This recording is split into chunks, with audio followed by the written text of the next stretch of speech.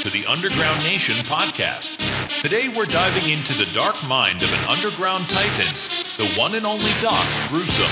Known for his sinister bars and horror-infused lyricism, he's back to shake the scene with his brand new album, Criptkeeper. This isn't just music, it's a grim gospel of pain, power, and resurrection. Get ready to explore the cryptic pages of a project that's bound to leave its mark in the underground forever. Turn up the volume and enter the crypt.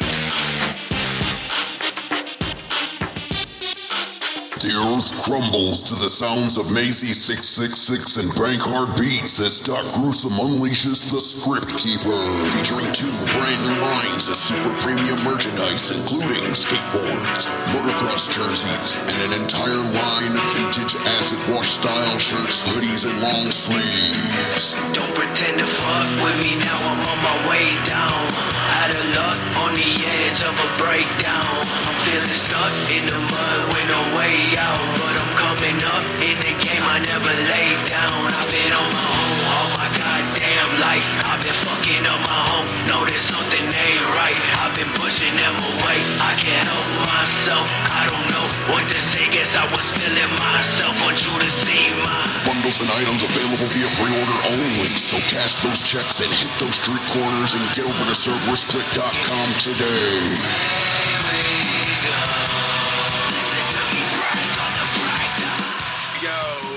I'm your host with the Ghost Bounce Ball Boogie with another exciting episode of Underground Nation Podcast. Tonight, we're diving deep into the underground. We're talking dark anthems, raw pain, rebellion, survival, all stitched into the sound of one of the coldest, most fearless voices rising right now. He's blending punk chaos, new metal fury, and trap grit into something new, something sinister, something undeniable.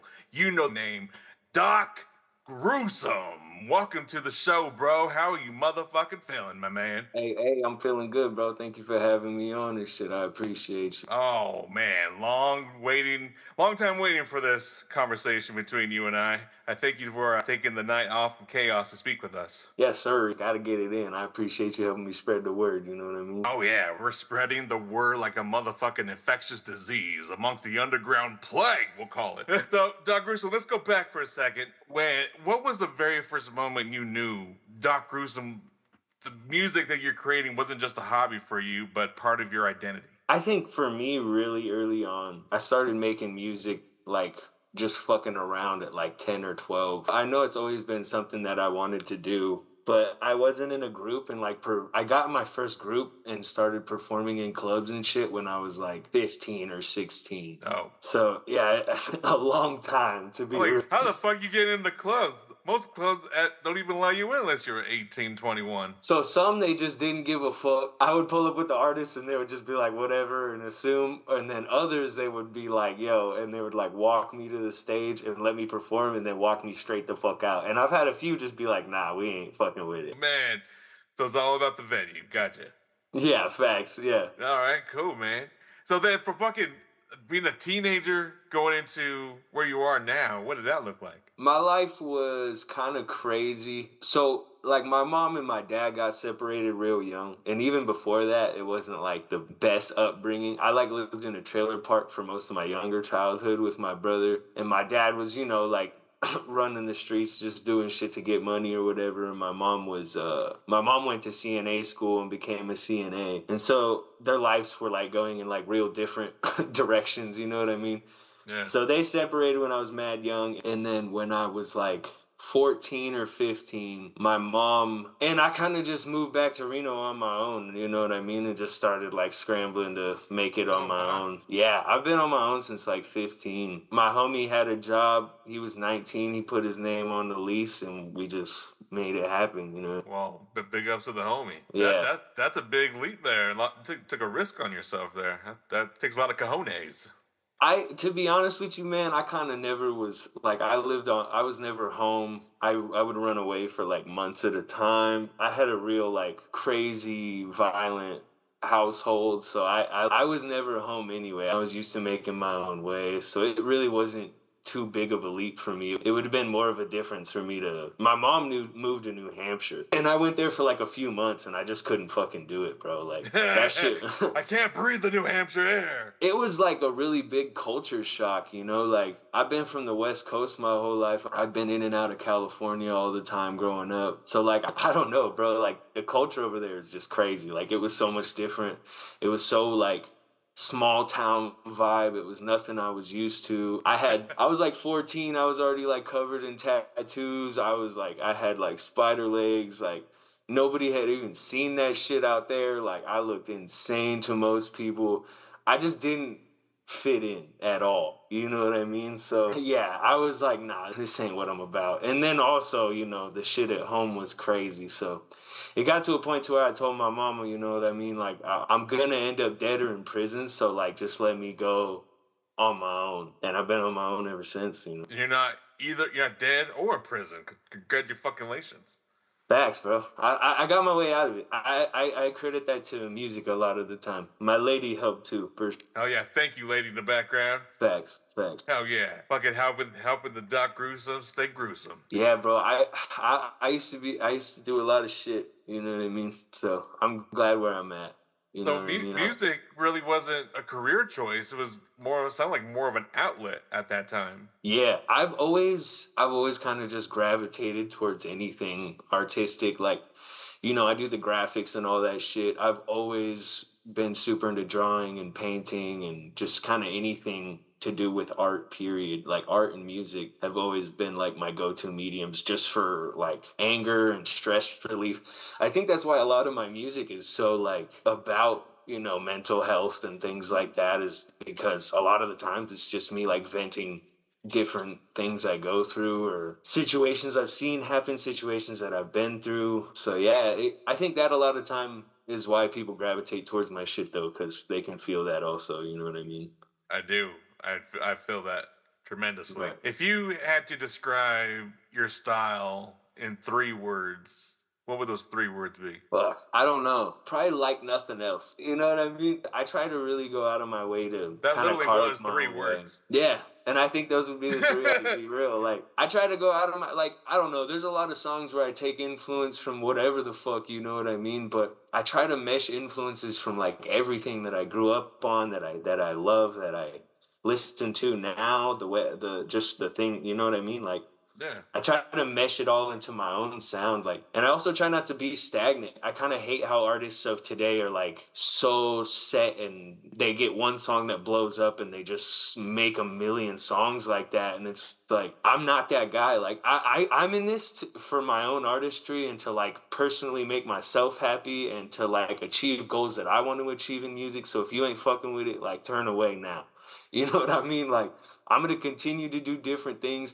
I'm obviously going to find things I like. I always am going to incorporate like my roots. I'm always going to have hardcore rap and things like that mixed into whatever I'm doing. But yeah, I don't know. I don't like sitting stagnant in one thing, you know? No, fuck yeah. Who were those artists early on that helped shape your sound that you're kind of referencing there? I would say Slipknot, obviously. I think everyone can see that. A lot of new metal. I also grew up listening to like him and a lot of like sing-songier type stuff. So yeah, I think a lot of that. And then like also I've listened to like a lot of like Sisters of Mercy and like Depeche Mode and things of that nature. So it's like I really have like, I go into the goth rock vibe a lot, and I love that type of shit. I really just love music in general. You know what I mean? But I would say those are probably some of the top artists that really kind of shaped the way I make music.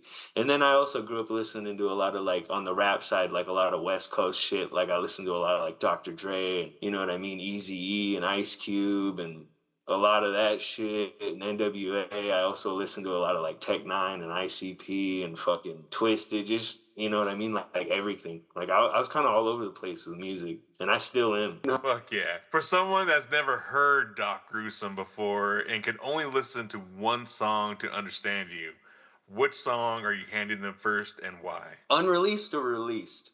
released? Okay. Off my new album, I have one that is probably one of my favorite songs I've ever made. But off of shit I've released, I don't know. It'd be hard because it's hard to just hand somebody one song and be like, One song. But I don't know. Even though I never got to distribute it, Misery is like one of my favorite songs I've ever released. The one where I use the Deftones sample. It's still available on YouTube, but it got pulled down everywhere else because I used like a really heavy Deftones sample from Change. And that's like one of my favorite songs I've ever made still to this day. And I feel like that really like shows my love for like, you know, new metal and just that song in general, really. Incredible.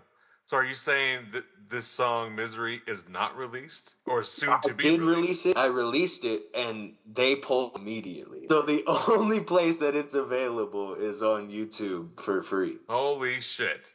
And Yeah. this is the one song you would say, this is Doc Gruesome. I think that song encompasses where I'm trying to go with music. Like, it really meshes the rap with everything I do. But Fuck yeah. off my new album, I have a song called When I Die, Throw Me in the Trash. And that song is probably one of my favorite songs I've ever made. And it's a lot about my life growing up and just everything. That song's hard as fuck. So, Script Keeper coming out. Keep your eyes for that, motherfucker. Script Keeper. I want to talk to you more about that. And we're building Definitely. up to that. And I just want the audience to really understand where Doc Gruesome is coming from so they know where you are. They can meet you where you're at today. And now, straight from the shadows of the underground the Doctor is in.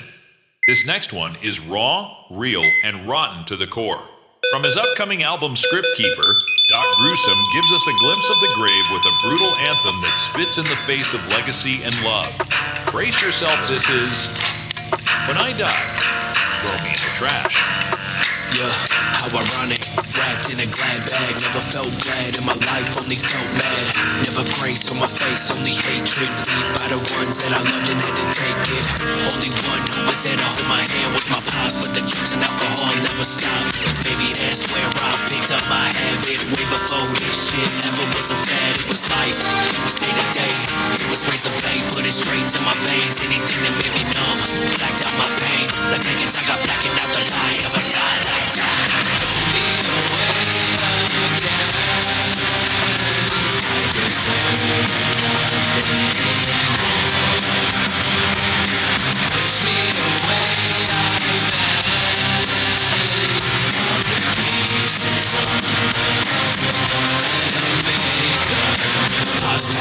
Now I really had a reason not to broadcast all the hurt that I felt I had to walk past, because no one really listened, just another kid pissing away his life in this. Touched on your music is, you know, touched on pain, struggle. Do you feel that's something you consciously set out to express, or is it just what naturally flows when you create? I think for me, music is kind of like a form of like therapy in a way. I don't know, dude.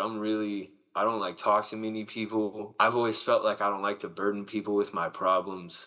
You know, I'm really not that go out of my way to express how I feel unless I'm like angry about something or I feel like something needs to be said, you know? So like I usually keep emotions or inner workings or what I'm dealing with inside most of the time. But I feel like music is the one place where I can kind of just like say whatever the fuck I want to say, you know? So a lot of it comes out in music, I feel like. Sure, absolutely. As an artist, can you tell me what's been more difficult for you, creating the music or staying mentally strong during the journey? I would say staying mentally strong throughout the journey. That's one thing I've always struggled with. I still struggle with to this day. Like I said, music for me is a huge relief. It's a huge release for me. So I think that comes out now. Even if nobody was listening to my fucking music, I would be sitting here making songs for myself. You know what I mean? Like, so yeah, I think just kind of like sticking through it. And it's like the bigger I get, the more, dude, I have people that say crazy shit to me. Like, people on the internet are fucking wild. And I don't give a fuck. Give us an example. Well, like, the other day, this one dude hit me up and was just, like, talking so much fucking shit on one of my posts. And a bunch of my fans went on there and was like, yo, you're just a fucking hater. And he was like, yeah, that's the whole point. And it's like, it's just so annoying that, like, people go out of their way to, like, create pages to just troll motherfuckers now. You know what I mean? Like, yeah, but it's like, that's how you know you're reaching a bigger audience, when you just have people you've never seen before. Like for every hate comment, there's like I get like 50 to 100 more, comments being like, this is fire or whatever the fuck. So Yeah. I don't give a fuck. I try not to let it bug me, but yeah, I feel like you got to be really mentally resilient to just like make art and put your heart into something every day for people to do whatever with, you know what I mean? Like you have to. I know, and there's a lot of people out there chasing the dream of being a touring musician. Right. And burnout, they experience burnout because it's a brutal path. Especially if you don't have someone helping you, you're just trying to figure it out on your own. Yeah, it really is. What do you think is that drive behind Doc Gruesome that keeps the fire lit even on your worst days? That makes you get up and say, well, fuck, I'm going to keep making this fucking goddamn music and put it out to the masses. I think that's just kind of that's just kind of how I've always moved, bro. Like, I've had so many situations that could have just stopped me from wanting to live, and I just don't let it affect me that way. Like, if anything, it makes me want to push even harder. Like, every person who tells me, like, you're not going to do shit or whatever the fuck, like, that just makes me want to go a million times harder, bro. Like piss the world off. Yeah, 100. I've never been the type of person to just, like, get discouraged by bullshit. Like, that shit lights a flame under my ass, bro, so very well said. Fuck, yeah, that's dope. Fuck people, and I'm gonna keep rocking regardless. People equal shit. Bro, speaking of that, I just saw a playthrough with their new drummer where Eloy Casagrande, where he's fucking playing that song live, and he's insane. Like, he's such a good drummer. That shit's crazy. Look that up after this if you haven't seen it. It's crazy. Fuck yeah, I will look it up. And yeah. Shit, I will. Dude's like one of the hardest hitting drummers I've ever seen. Fuck yeah. Well, I love when they hit the double pedal. No one could do blast beats like Joey Jordison, period, bro. Like, he fucking killed the way he wrote drums for music is just, so many people have like their entire style built off of that. I feel like he's underrated as fuck as a drummer. Underrated as fuck. Facts. You're now tapped into the rawest source for underground music and culture. This is Underground Nation magazine. We're bringing you exclusive interviews, the latest in horrorcore, hip-hop, metal, and more. If you're tired of watered-down content and ready to hear from the real ones in the trenches, this is where you belong. Subscribe now at underground-nation.com and be part of the movement that never dies. Underground Nation magazine. This isn't mainstream. This is underground. All right, you ready to loosen up a little? Yes, sir. We got a quick horror trivia game called Gruesome or Nah. I'll hit you with some twisted facts, and you, Doc Gruesome, you tell me if it's gruesome or nah. Bet, I got you. I watch a lot of true crime, so I'm ready for this. All right, fuck yeah. Let's see if I can trick you here. All right, Doc Gruesome. Victorians used to take family portraits with their dead relatives dressed up to look alive. I would say not gruesome. People grieve in different ways, Yeah, not gruesome, bro. Let them live, It's a fact. We do viewings still to this day. I had to look at my father's dead body when I was 12 years old. Like, that's still acceptable. Why is that? Yeah, no, I don't make the rules. I'm just saying. Fair enough. In Japan, there's a forest known as the Suicide Forest. The reason why it's named that, is pretty gruesome. So I would say, gruesome. Gruesome. Go ahead, educate me. Well, just everyone goes in there to kill themselves. Like, there's so many suicides that happen in that forest. It's insane. It's honestly just because it's like a beautiful forest and it's like a really nice place to kill yourself, apparently. So hell, people just go there to kill themselves, and it's gotten that reputation. Is it because of that, or is it the forest that's haunted that calls you in there? And once you're inside the forest, your mind tricks you into killing yourself. That sounds like some creepypasta shit. It's a possibility. If you look at a lot of videos, it's mostly just people who like go there on their bike and they like pack a little lunch and leave a little note and just like hang themselves in the fucking woods. It's pretty crazy, bro. Pick up your goddamn Lunchable box. Yeah, for real. Hopefully he recycled. Fucking hey, bitch. You're a Slipknot fan. Yeah, always. Slipknot once sacrificed a goat on stage during a live performance. Gruesome or not? Is that real? You tell me. Is it gruesome or not? I mean, I don't know. That's not worse than like Behemoth and Bathory. They be doing that shit. So, yeah, I don't know. It's probably, I don't know, man. Let it be. I'm not going to hate him for it. But yeah, I don't know. It's probably a little gruesome. It's actually It's just an urban legend. Yeah, I was like, I feel like I would know about that. But there's a real disease that causes people to believe they're dead called Cotard syndrome. I mean, if that's real, that's a pretty fucking funny name. So that's fucked up. But Are you cotarded? yeah, for real. That's what I'm saying. You Like, believe fuck you're you dead? Fuck you just call me? Could I be would say no, because I think that's hilarious. that could be a shirt. I'm a cotard. Cotarded? Yeah, for sure. Cotarded? I believe I'm dead. That's an album name for sure. That's actually gruesome. It's a fact. What? That's crazy, bro. What the fuck's happening? It's even more gruesome that they named it that. That's like Asperger's. Like, why? Like, what's wrong with y'all people? I know. I'm gonna give burgers a bad name. And asses, bro. Like, what's wrong with y'all? And asses. There's nothing I like more than ass and burger. Yeah, eat a burger, look at an ass. It's nothing. Eat burgers, look at our asses. That's what we do at the beach, letting our nuts hang in the water. That's a nice Saturday. All right, one more. Ready? Yes, sir. All right, let's hit him with a hard one. All right. There's a cursed song from the 1930s so depressing, it allegedly drove dozens of listeners to suicide. I believe that. I feel like that's gruesome. It is gruesome. In fact, do you know what song it is? No, what song is it? It's called Gloomy Sunday. Damn, bro, motherfuckers popped that on their little radio player, put the needle on it, started spinning, and they were just like, fuck this shit, bro. That's crazy. So fun fact, real quick. Gloomy Sunday was so dark it got blamed for dozens of suicides, banned in multiple countries, and Billie Holiday turned it into an underground legend in the USA. That's actually super dope. I bet you it was all just some bullshit, though, like when they blame Marilyn Manson for Columbine and shit, you know what I mean? This just has some controversial artists in 19th. Yeah. That sounds like I said, like that sounds like some bullshit. That was just a bunch of angry fucking parents, like, Turn that Billie Holiday shit off. yeah, Billie Holiday fucking killed my son. Take him off the shelf. He's canceled. It's like, bro, chill out, bro. Billie Holiday's just trying to live, dog. Dang, that means bitches were on Billie Holiday's nuts. That's what I'm saying. That probably popped Billie Holiday off, you know what I mean? People love that shit. People love a good fucking anti-hero, you know?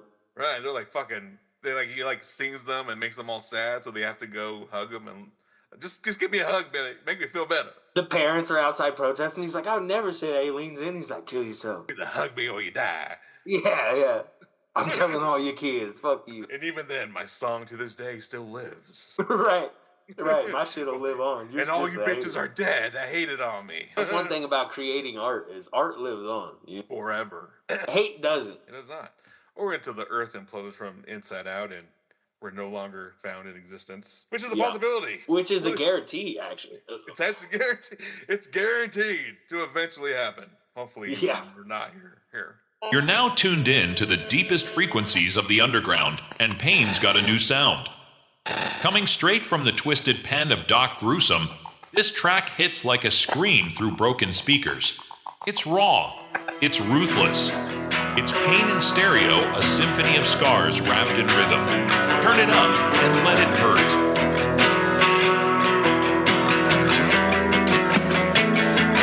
Don't pretend to fuck with me now, I'm on my way down.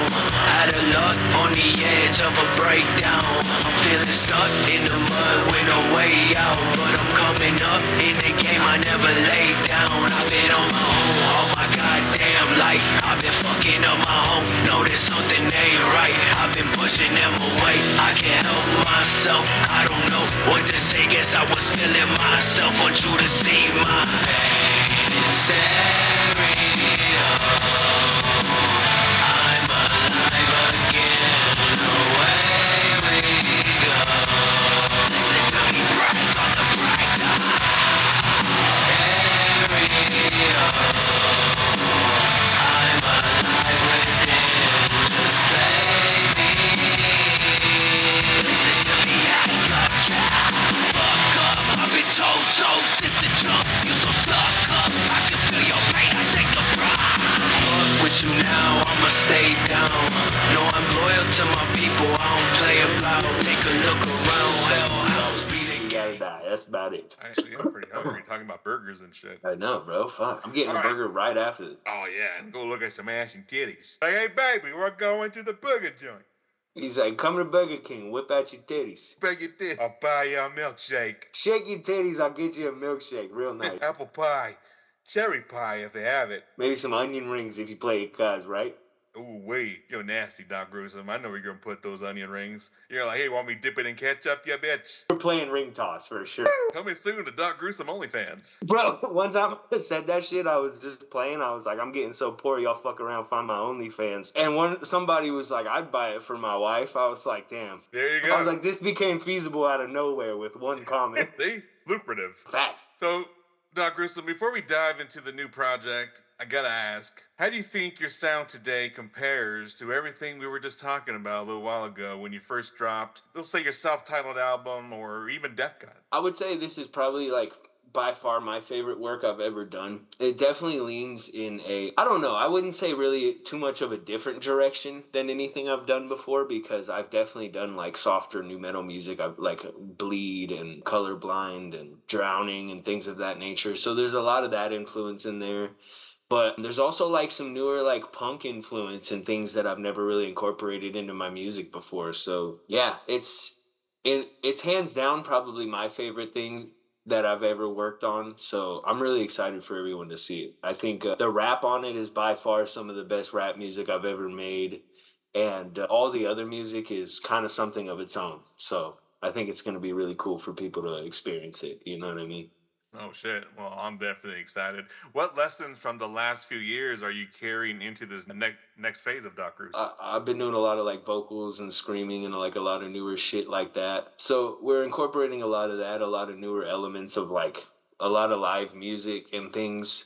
A lot of the newer like rock or punk songs are all like crazy full live music band type shit. Like, so yeah, it's by far like between Bankheart and Maisie, they always kill shit, but I think this is a step up from everything else. This is like some of the best production I've ever had on an album. It's kind of like everything I've worked on so far is just kind of all blended into this. You know what I mean? There we go. All right, I like the sound of that. So, Script Keeper is on the horizon. How would you describe the world or the vibe this album is building? So this album, I really dive into like a lot of when I was younger. I used to do a lot of run-ins with drugs. Been there. and so yeah, it's a lot of that. It's a lot of depression. It's a lot of like feeling not good enough. Just a lot of things I was going through as a younger kid. Some things I still deal with to this day. But I think in the early 2000s, you know, a lot of this vibe was around me. So I think that's really what kind of like inspired me to write a lot of it. Just kind of how I felt when this type of shit was coming out around me. Like the type of music I'm making now, like this new metal type shit or whatever. I was doing a lot of crazy shit when I was listening to a lot of this shit. So yeah, I think it just kind of took me there instantly hearing the music. So it really kind of delves into a lot of that. Hell yeah, that's awesome. And Yeah. you mentioned like you mentioned that you're experimenting with different sounds from punk, new metal. You just mentioned some of the best rap that you probably ever made. Yeah. What parts of those genres feel the most natural to you, and which ones do you have to push yourself kind of outside your comfort zone? So rap obviously that's what I've always done. That's what I've started doing. That's what I probably feel the most comfortable with always. But I like a challenge. You know what I mean? Hell yeah. I like doing this new shit and having something that feels new and fresh and something I have to learn with. So yeah, I would say definitely the rap is easier to make. I've been like really honing it, and that's one thing I've been getting towards is really honing my sound, the engineering, just everything. Like when me and Bank first started working together, me and him, you know, we kind of had to like figure each other out, but now it's at a point where I kind of think everything's coming together, you know what I mean? So yeah, I'm excited for it, man. It's gonna be crazy, honestly. I'm stoked for it. That's dope, man. I'm hell of excited for it too. You were catching me off guard earlier, as I know you're excited to talk about this album. Yeah.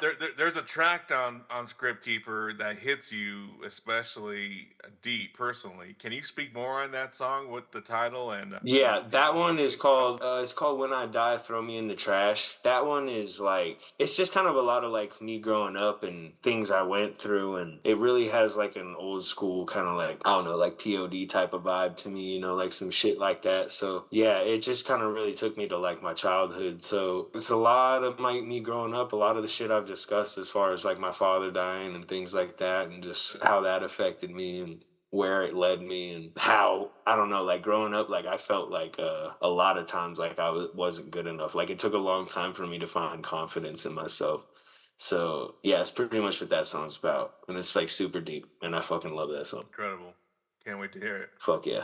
Does the script keeper represent a character, an alter ego, or is it more of a metaphor for your role as an artist right now? So, Script Keeper is obviously a play on words with Crypt Keeper and having scripts, but yeah, it's kind of like a nod to the whole vibe of the album. Like, the entire album is, like I said, a lot about me, like when I was dealing with drugs, depression, and just feeling like I wanted to die But and we're things talking like that. prescription, not Yeah.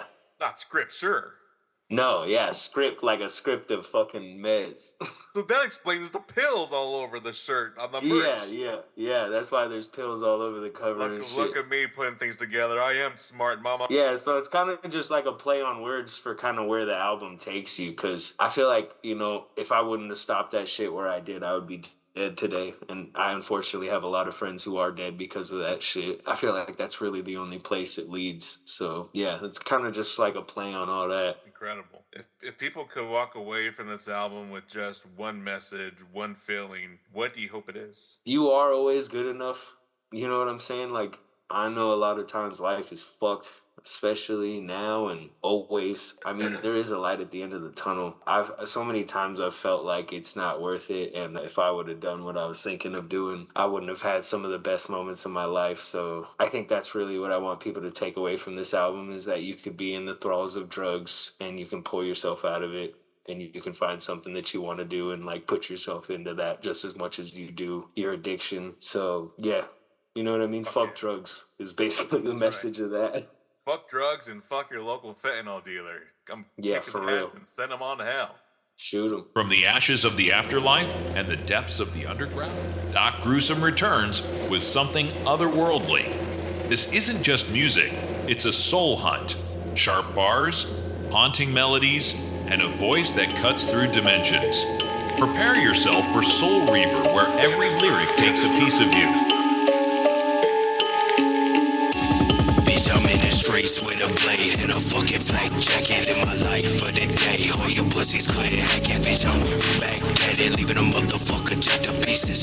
Back at it, run a case up and I'm switching visas. So they body buzzing through the asses singing la la la. Everybody thinking that they safe so they talk a lot. Oh la la, pussy heard you come into my state. I'm still waiting for you to this day, that shit I can't relate. Put a bullet in your face, leaving a motherfucker dead. And put that pussy in this place, send you wherever you headed. I'm a no-town legend, 10 toes. I'm stepping on the daisies, you be pushing, somebody go call his reverend. And I never take a day off, hey yo, in my name. I've been known to let the K off quick. Bitch, I'm really with the shit, somebody go call an ambulance. Swim across the snakes, made it so through the river dance. Hey yo, in my face, in my Glock with a safe off. All my people with me and they ready for the takeoff. Bitch, I'm really with the shit, somebody go call an ambulance. Swim across the snakes, made it so through the river dance.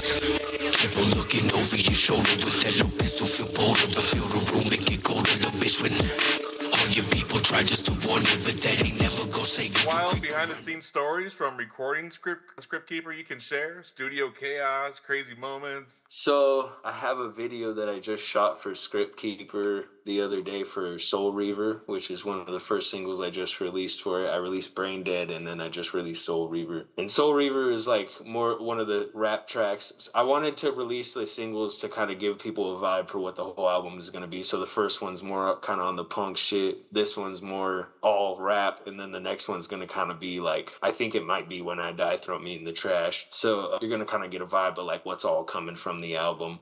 But I just went and shot a fucking video for that the other day. And the homie, we had like a body double situation and he was like behind me with a knife. And he had to do some shit and he fucking like ran it across my shit. And I had like the sweater and a shiesty and shit on, so like it was cool, but we both like looked at each other for a second. He was like, "Did I get you?" I was like, "I hope not." You know what I'm saying? We're in the middle of it now.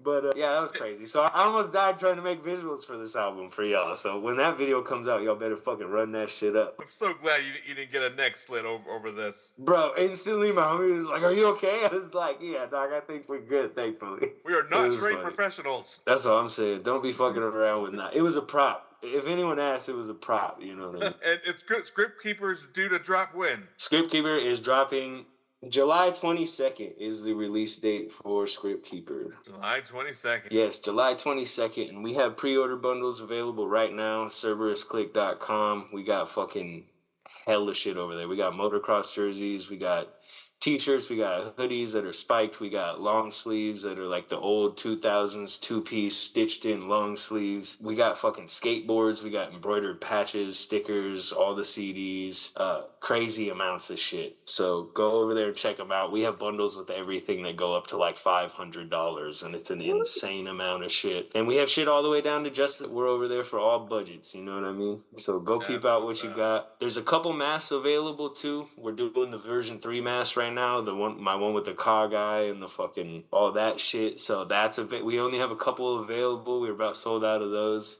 and they're in production and on the way. So if you pre-order one now, you'll be getting them sooner than a lot of other people who pre-order the mask. So go and jump in on that. But yeah, pre-order bundles are available right now, and they are fucking insane. All of this shit is oversized, acid wash, distressed, hem tagged, spiked, fucking insane quality. Wow, incredible. Yeah. All made in a Doc Gruesome layer.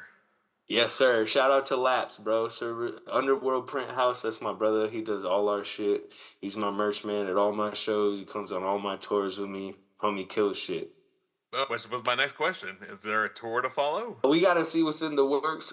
There's nothing planned right now. I'm kind of like really dove into getting this album released and everything that comes around it. But yeah, we're going to try to get out around soon. The way flying is right now has me kind of tripped out. You know Yeah, we're definitely going to be getting some shit in motion soon. Man. Yeah, we're definitely going to be getting back out there soon. I was just in Texas like a month or two ago. So yeah, we're definitely broadening the horizons. More and more I end up in places I've never been. So hopefully Doc Gruesome will be in a city near you soon. Tell your fucking local promoters about me. That's right. Tell them all, bitches. Doc Gruesome's coming to town.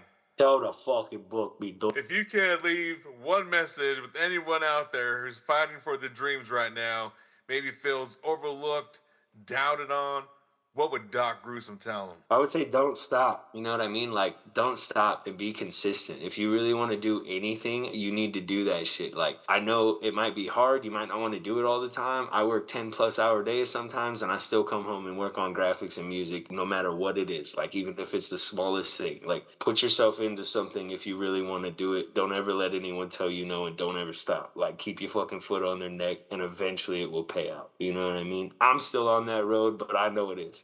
You know what I mean? Keep your foot on that neck. Facts. And don't listen to what people gotta fucking say. That's it. It's always when you start getting hated on that you know you're starting to do something right. Know that. There you go.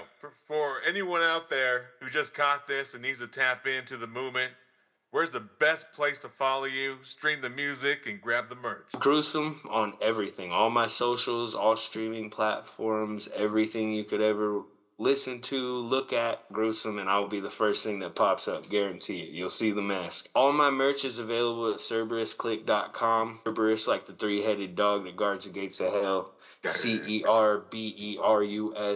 CerberusClique.com.